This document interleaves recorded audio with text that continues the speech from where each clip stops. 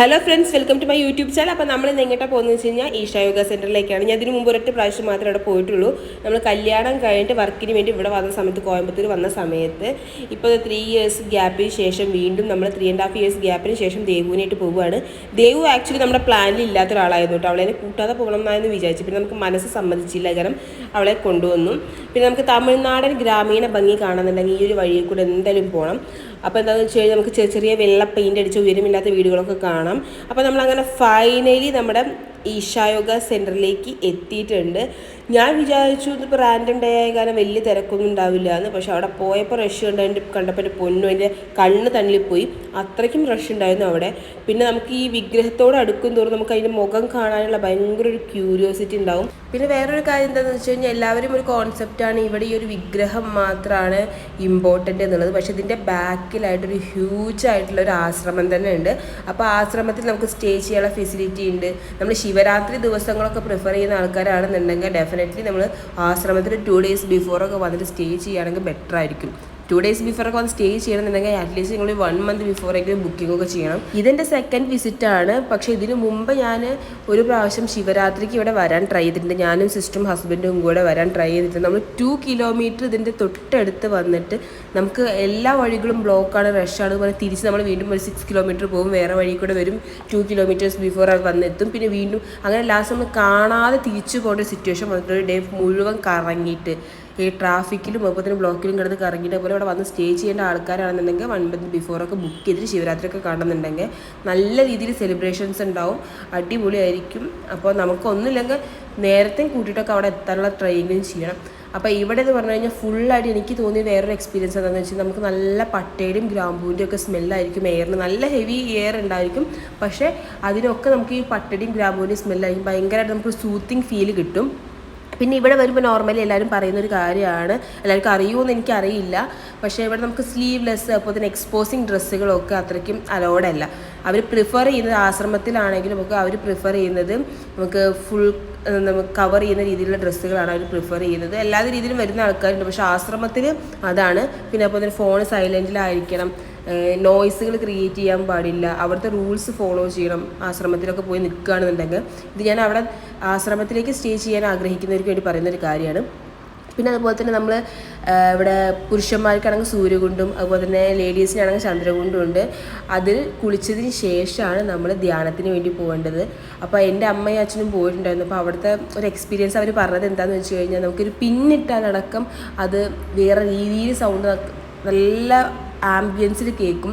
അതുപോലെ തന്നെ അവിടെ ചെറിയ കുട്ടികൾ മുതൽ ഏജായ ആൾക്കാർ വരെ ഭയങ്കര ഫ്ലെക്സിബിളായിട്ട് യോഗ ചെയ്തിട്ട് അവർ തന്നെ അവരുടെ സൗണ്ടിനെയും കാര്യത്തിനൊക്കെ ബോഡീനൊക്കെ പ്യൂരിഫൈ ചെയ്യിപ്പിച്ചിട്ട് ഒരു സൗണ്ടൊക്കെ പുറത്തേക്ക് വിടും. കിളികളുടെ പോലെ സൗണ്ടൊക്കെ അത് അവർ എക്സ്പീരിയൻസ് ചെയ്തു.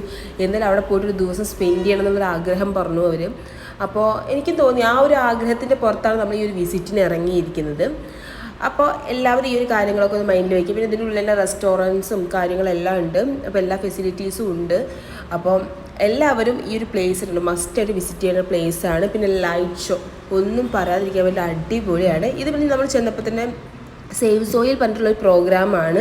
ഇവർ ജസ്റ്റ് നമുക്ക് ഡെമോൺസ്ട്രേറ്റ് ചെയ്ത് തരും, പ്ലക്കാർഡ്സ് എല്ലാം ഡിസ്ട്രിബ്യൂട്ട് ചെയ്തിട്ട് ഡെമോൺസ്ട്രേറ്റ് ചെയ്ത് തരും എങ്ങനെയാണ് ഈ ഡാൻസ് സ്റ്റെപ്സ് ചെയ്യേണ്ടതെന്ന്.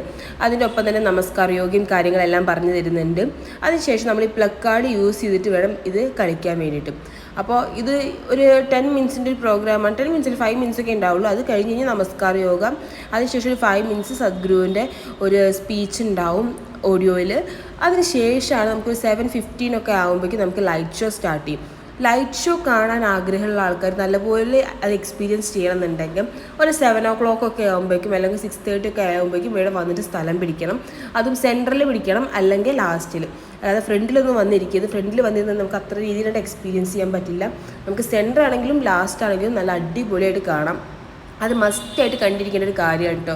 ഈശായോഗയിൽ വന്നിട്ട് ശിവൻ ഇങ്ങനെയല്ലാതെ അവർ സ്റ്റോറീസ് അല്ല, പല സ്റ്റോറീസും പല കാര്യങ്ങളും ആ ഒരു വിഗ്രഹത്തിൻ്റെ മേലെ പോർട്രേറ്റ് ചെയ്യുന്നത് വിത്ത് ലൈറ്റ്സ് വേറെ ലെവൽ ഫീലിംഗ് ആണ്. പിന്നെ ഇതെല്ലാം ഈ ലൈറ്റ് ഷോ എന്നൊക്കെ പറഞ്ഞാൽ ജസ്റ്റ് ഒരു 15 minutes പ്രോഗ്രാമേ ഉള്ളൂ. ഫുൾ ലൈറ്റ് ഓഫ് ചെയ്തതാ ഇത് ഈ ഒരു ആംബിയൻസ് ആയിരിക്കും. നമുക്ക് ഫോണിൽ കാണുന്നൊന്നും ഒന്നുമല്ല കേട്ടോ, നമുക്ക് നേരിട്ട് ഇന്ന് കാണേണ്ടത് വേറെ ലെവൽ എക്സ്പീരിയൻസ് ആണ്.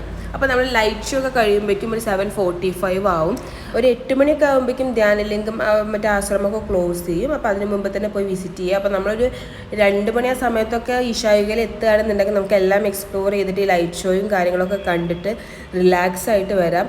അതുപോലെ നമുക്ക് ഉണ്ടായ വേറൊരു പ്രോബ്ലം എന്താണെന്ന് വെച്ചാൽ നമ്മൾ വെഹിക്കിളിലാണ് വന്നത്. അപ്പോൾ നമ്മൾ എത്തിയപ്പോഴേക്കും 6 o'clock ആയി ഈശായോഗിയിൽ. അത് കഴിഞ്ഞിട്ട് എല്ലാ പരിപാടിയും കഴിഞ്ഞിട്ട് നമ്മൾ ഇറങ്ങിയപ്പോൾ ഒരു 8:30 ആയി. അപ്പോൾ 8:30 ആയിട്ട് നമ്മൾ തിരിച്ച് വരുന്ന വഴിക്കാണ് നമ്മുടെ റോഡിൻ്റെ സൈഡിൽ ഒരു കാട്ടാന ഇടഞ്ഞ് നിൽക്കുന്നുണ്ടായത്. അപ്പോൾ വേറെ കുറേ ആൾക്കാരൊന്ന് പടക്കമൊക്കെ പൊട്ടിച്ചെറിയുന്നുണ്ടായിരുന്നു. നമ്മൾ ഫസ്റ്റ് ടൈം ആണെങ്കിൽ ഒരു കാട്ടാന ഇടഞ്ഞ് നിൽക്കുന്നത് കാണുന്നത്. അപ്പോൾ സത്യം പറഞ്ഞാൽ പേടിച്ചു പോയിട്ട്. അപ്പോൾ നൈറ്റൊക്കെ ട്രാവൽ ചെയ്യുന്ന ആൾക്കാർ, കുട്ടികളൊക്കെ ട്രാവൽ ചെയ്യുന്ന ആൾക്കാർ ഒന്ന് ശ്രദ്ധിക്കണേ. അതിനുവേണ്ടി പറഞ്ഞതേ ഉള്ളൂ. പിന്നെ നമുക്ക് ബസ്സിൻ്റെ ഫെസിലിറ്റി ഉണ്ട്. നമുക്ക് ഗാന്ധിപുരത്ത് നിന്ന് ബസ് കയറി കഴിഞ്ഞാൽ ഡയറക്റ്റ് ഈശായോഗയുടെ ഉള്ളിൽ തന്നെ വന്നിറങ്ങാം. അപ്പോൾ അതെല്ലാം നല്ല ഫെസിലിറ്റിയാണ്. ഉള്ളിൽ അതുപോലെ തന്നെ നമുക്ക് കാളവണ്ടി, അതുപോലെ ഇലക്ട്രിക്കൽ വെഹിക്കിൾസിൻ്റെ എല്ലാ ഫെസിലിറ്റീസും ഉണ്ട്. അപ്പോൾ എല്ലാവരും ലൈഫിൽ ഒരു വട്ടമെങ്കിലും വിസിറ്റും അപ്പോൾ അതിന് എക്സ്പീരിയൻസും ചെയ്യേണ്ട ഒരു പ്ലേസാണ് കേട്ടോ ഇത്.